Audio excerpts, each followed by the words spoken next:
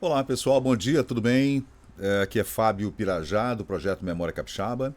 Estamos juntos aqui mais uma vez hoje para tratar da viagem de Dom Pedro II pela costa brasileira. Ele foi ao norte, voltou, passou pelo Espírito Santo e ficou aqui uns bons dias. Suas majestades chegaram aqui no dia 28 de janeiro de 1860, atracaram ali no Porto dos Padres, né, em frente à antiga igreja de São Tiago, onde hoje está o Palácio Anchieta. E acerca dessa viagem, né, sensacional, a gente tem aqui o relato do Coronel José Machado de Oliveira, José Joaquim Machado de Oliveira, do Instituto Histórico e Geográfico Brasileiro.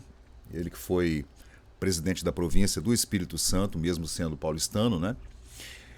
Na época, o guardião do convento, Frei João Nepomuceno Valadares, providenciou as melhorias lá no convento para receber Dom Pedro II. Ele ficou no Palácio Anchieta, digamos, né? E depois fez um passeio pela Ilha de Vitória, pelas ilhas, né? Foi à Vila Velha, foi ao Convento da Penha, fez vários desenhos à mão, falou sobre a possibilidade do desvio do Rio da Costa, falou da Piratininga, falou do Moreno. É um relato bem interessante, né? Dom Pedro era um intelectual, um cara que gostava de escrever, de pintar, desenhar, então era um visionário, um homem de tecnologia. E depois dessas reformas rápidas que o Frei João Nepomuceno fez no convento, iluminação à noite e tudo, né? No dia 28, 6 horas da manhã, dava-se o embarque de suas majestades em Vitória, acompanhados dos seus semanários, do presidente Veloso e do secretário Dr. Brandão. Conduziu-os o vapor Pirajá, ó, coincidência, né? O nome do vapor que trouxe Dom Pedro, Pirajá, o qual atravessou a ala das embarcações embandeiradas no porto, de cujas tripulações e ocupantes se ergueram vivas. Formou-se então um cortejo de barcos atrás do Pirajá, que em menos de uma hora chegava à vila de Vila Velha. No desembarque, o correspondente do Jornal do Comércio, que vinha acompanhando Dom Pedro e a sua comitiva, escreveu: Sua Majestade foi recebido pela Câmara Municipal lá em Vila Velha, né, na Vila do Espírito Santo, oficiais da Guarda Nacional da Artilharia lá no batalhão em Vila Velha, na Piratininga, que se achavam de uniforme, o subdelegado, o juiz de paz, professor e muitos outros cidadãos, bem como um grupo de meninas trajando branco e que eram guiadas por um caricato de selvagem de nossas matas. Olha só que interessante, né? Alguém teve a brilhante ideia de pegar uma pessoa vestida de indígena, de aborígene, como chamavam, né?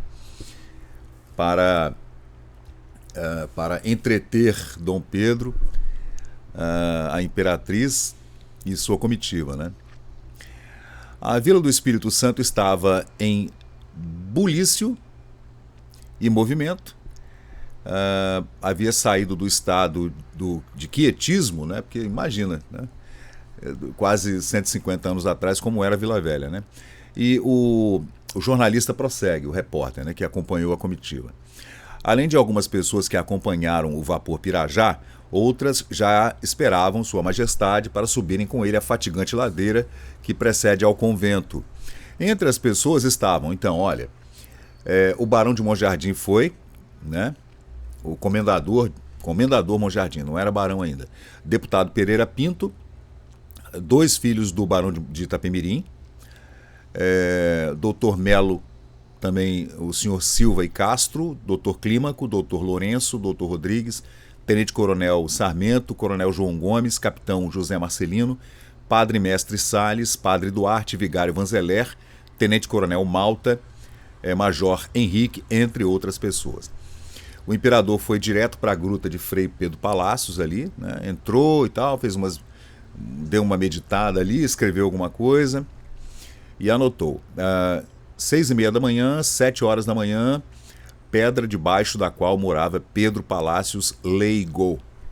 O guardião cerca de muro com o seguinte dístico sobre a porta: primeira morada do fundador deste convento, Frei Pedro Palácios, o qual faleceu em 1575.